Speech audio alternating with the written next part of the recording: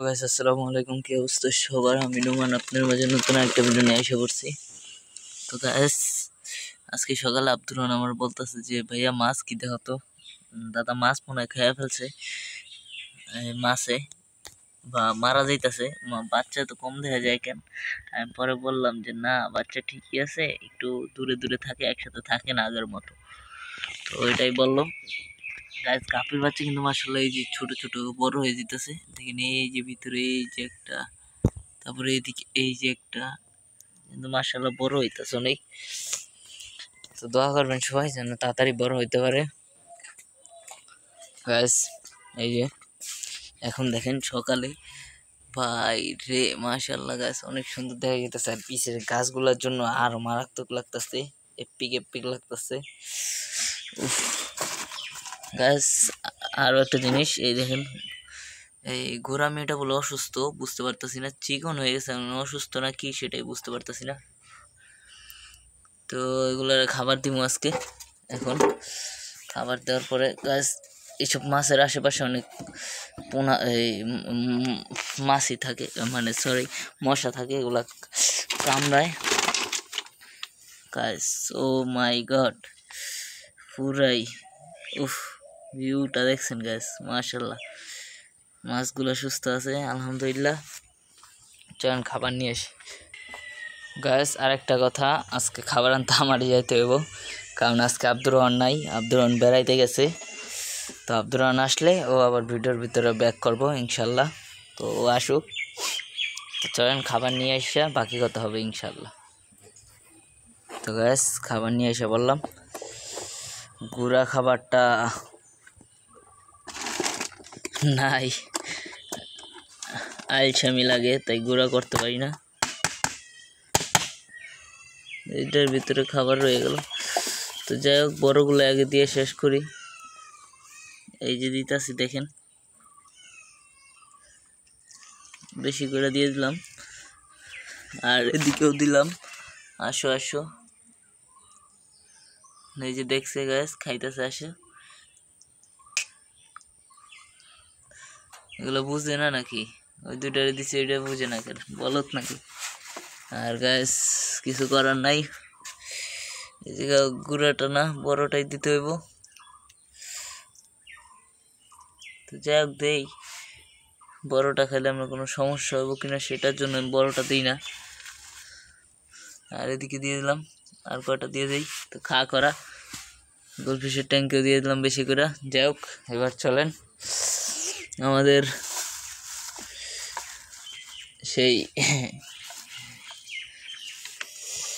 ভান্ডারে, যেখানে সব কিছুর বাচ্চা আছে। তো এখানে খাবারটা দিতে হইব, কিন্তু যেহেতু গুঁড়া খাবার ছাড়া দেওয়া যায় না, এটারে গুঁড়ো করে দিতেছি। আর এদিকে বাইরে দিয়ে দু একটা করে দিয়ে দিই। এদিকে ঠুকুর দিতেছে, এদিক থেকে খাইবো বাচ্চা বড় সবাই। গাছ ওটার ভিতরে আর কিছু দিতে হইব, কারণ ওটা তো অনেক বড়। অবশ্য খাবার বেশি দিয়ে নষ্ট করা যাবে না ট্যাঙ্কটা, বাচ্চা নষ্ট হয়ে, বেশি খাবার দিলে ট্যাঙ্ক নষ্ট হয়ে যায়। তো এদিক দিয়ে দিলাম সব। তো ঠিক আছে, এটার ভিতরেও আছে। যাক এবার খাইতে হয়, যে সব জায়গা দিয়ে দিয়ে দিছি, ঠিক আছে।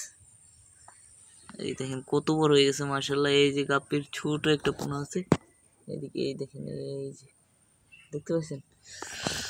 যাক এগুলো এটির মতো থাক, এগুলো বিরক্ত না করি আমরা, এগুলো খাক। গ্যাস এগুলো আপনাদের দোয়ায় কিন্তু মাশাআল্লাহ অনেক বড় হইতাছে, আর এগুলো অনেক তাড়াতাড়ি বড় হইতাছে। বর্তমানে গ্যাস আমার এটার ভিতরে কোনো মাছ নাই, এটার ভিতরে কোনো মাছ নাই। আর গ্যাস পানি কীভাবে যেন কইমা যেতেছে, ওয়েট দেখতে হবো তো।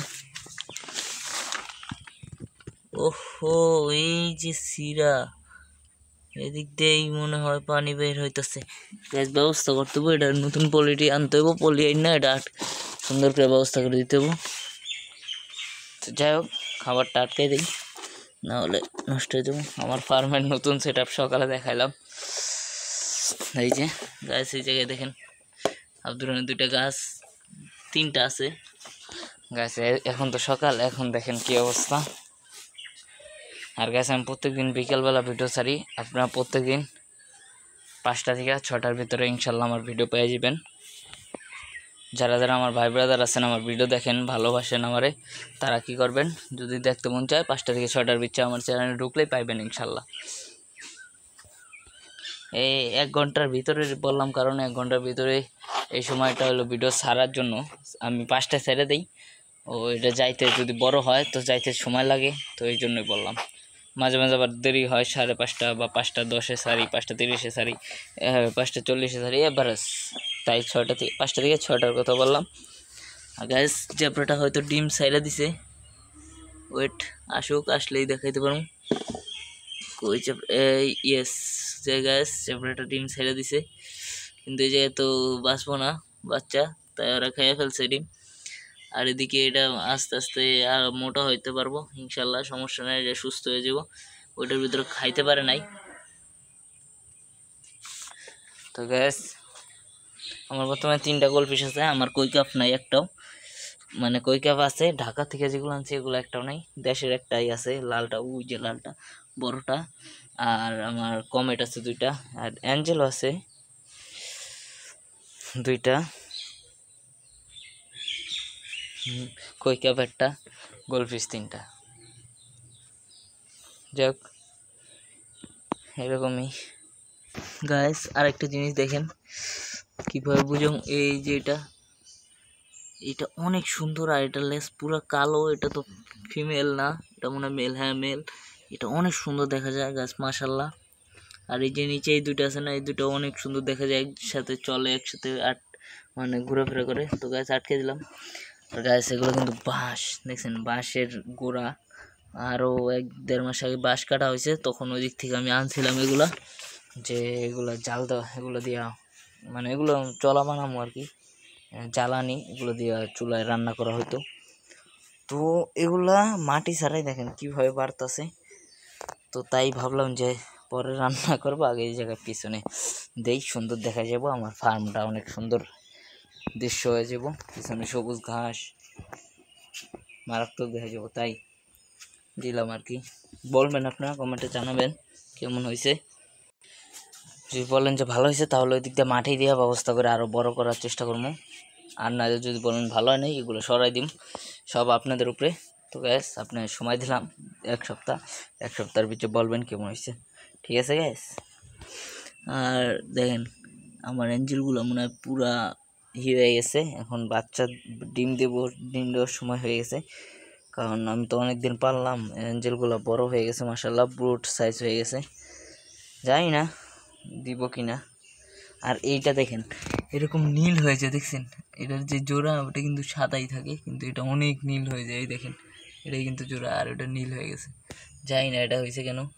আর গাপ্পি কিন্তু আবার বাচ্চা দেওয়ার জন্য প্রস্তুত হয়ে যেতেছে। গাপ্পির কিন্তু ফিমেল নাই, তারপরও গাপ্পির কিন্তু মেল নাই, তারপরও বাচ্চা দেওয়ার জন্য আবার রেডি হয়ে গেলাম। বুঝলাম না গাপ্পি কয়দিন পর বাচ্চা দেয়। আমার এটার ভিতরে প্লাটিও আছে, চলুন গেছে আরেকবার বাচ্চাগুলো দেখাই আপনাদের। যেসব প্লাটিনা, গাপ্পি, মলি, বিভিন্ন পদের বাচ্চা আছে, দেখেন। ও মাই গড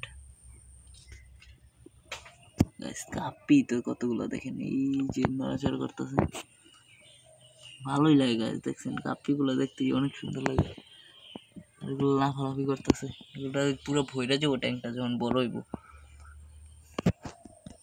সব আপনাদের দোয়া করবেন যেন মাছগুলো সুস্থ থাকে। তো চলেন ঢাইকা দেই,